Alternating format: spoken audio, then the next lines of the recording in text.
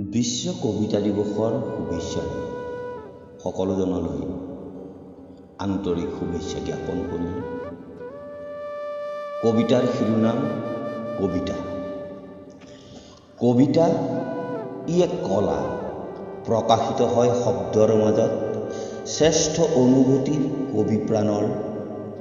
কবিতা মোৰ বাবে জীৱন জিজ্ঞাসা, নিৰৱচ্ছিন্নভাৱে শব্দ অলংকাৰে গাঁথো জীৱনৰ মালা, পোৱা নোপোৱা সুস্থ সংহত শান্তি আৰু প্ৰেৰণাৰ। স্বাধীন প্ৰাণৰ স্বাধীনতা জাগ্ৰত কৰি ৰূঢ় বাস্তৱ সত্য প্ৰতিফলিত ছবি। কবিতা নহয় মনোৰঞ্জন, ই জীৱন দৰ্শন মানসিক বিকাশৰ আৰ্হি।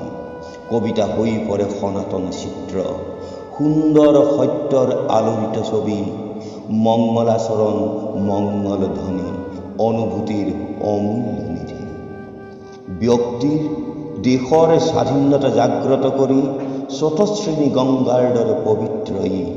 শব্দৰ মাজত কবিতাৰ সৃষ্টি, কাব্যৰ প্ৰাণোজ্জ্বল কবিতাৰ ছন্দ, নতুন দীপ্তি ঢালি ৰূঢ় বাস্তৱ সত্য প্ৰকাশ কৰি। মা নিশাত প্ৰতিষ্ঠান তমগম শাশ্বতী সমা, যত কঞ্চ মিথুনা দে কম বোধি কাম হিতম।